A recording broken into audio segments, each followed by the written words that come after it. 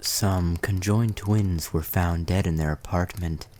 However, the autopsy revealed that one died 3 days before the other.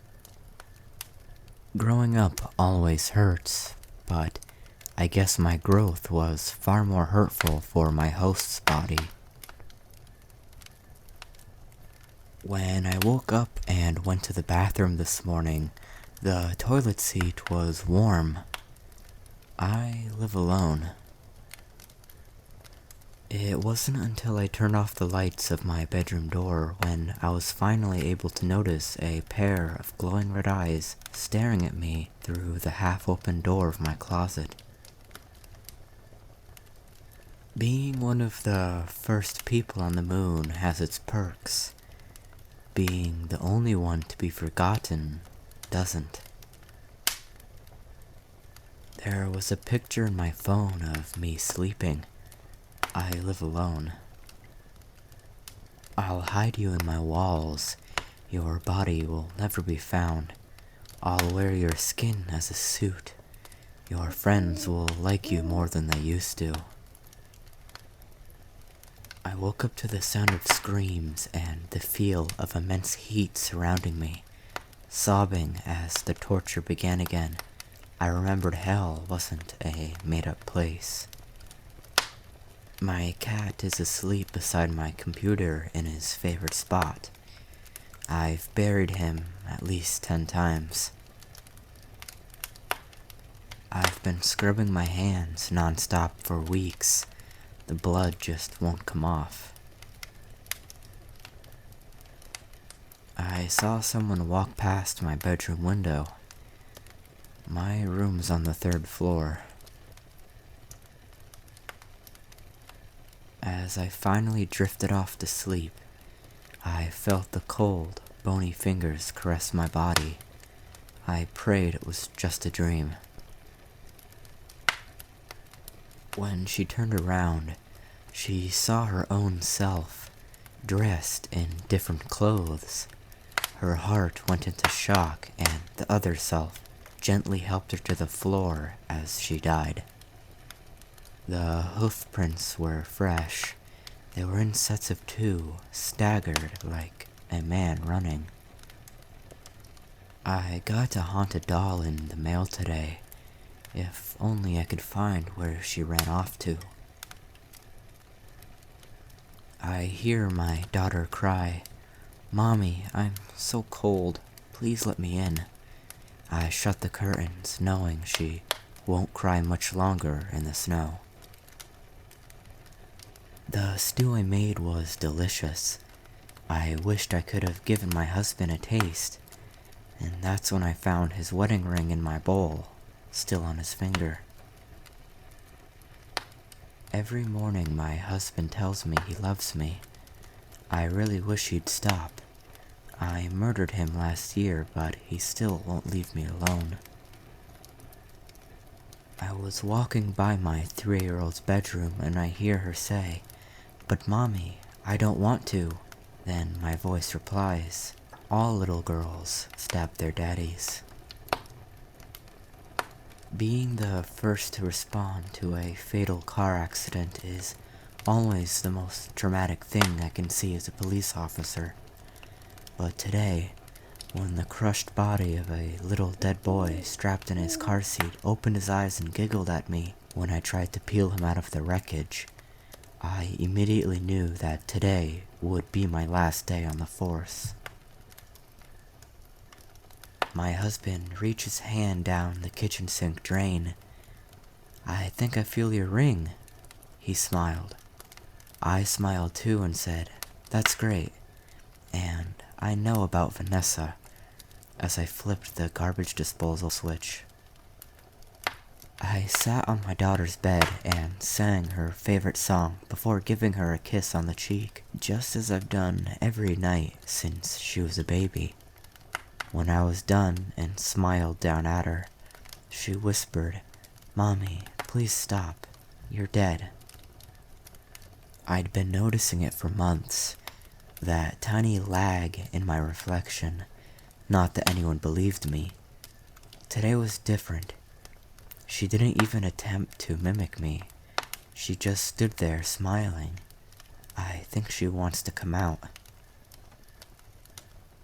When I wake up in the middle of the night to hear the sound of cracking, I'm aware that it is her rigor mortis body snapping onto itself as she crawls down the hallway.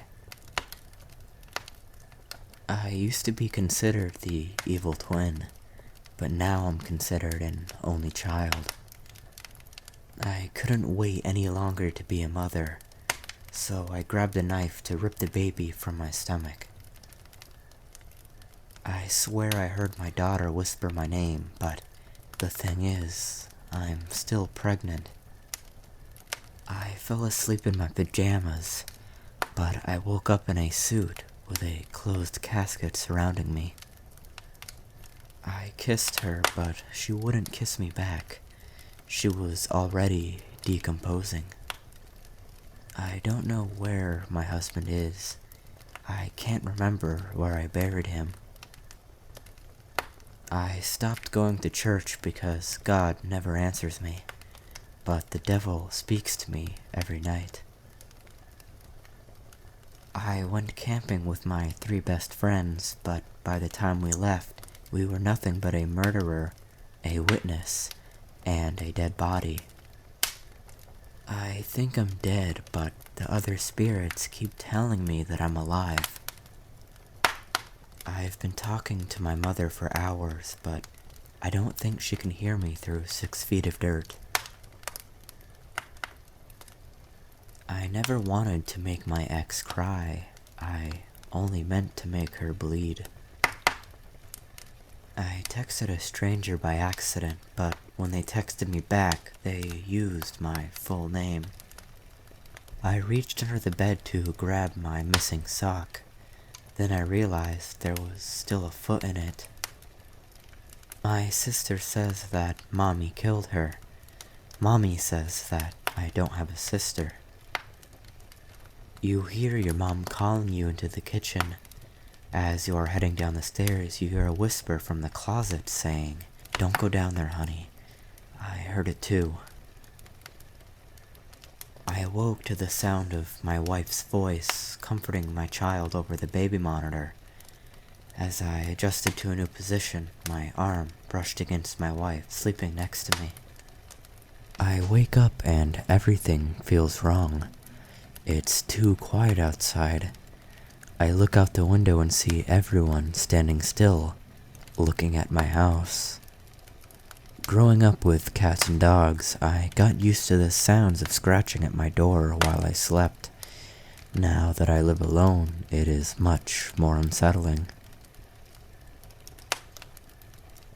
I'm working the night shift alone tonight, watching the monitors. Then I see movement behind the desk I'm sitting at. I woke up to hear knocking on glass. At first I thought it was the window until I heard it come again from the mirror. After working a hard day at work, I came home to see my girlfriend cradling our child.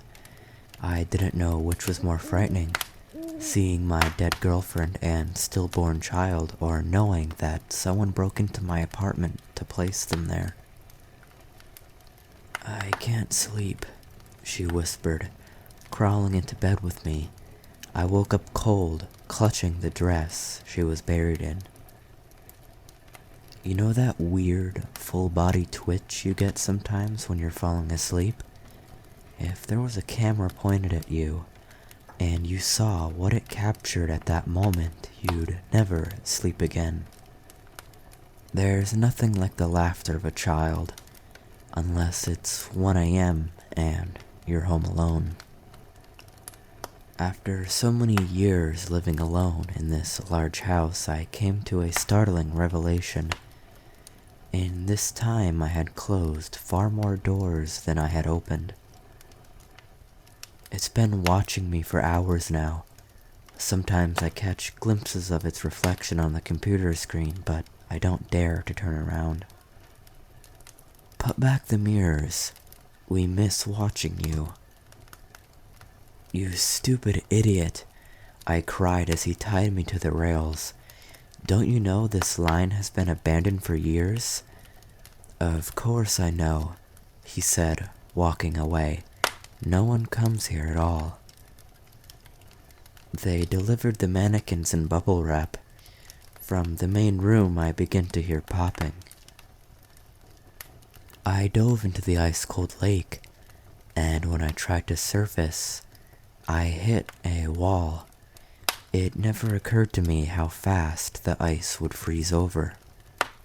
I never go to sleep, but I keep waking up.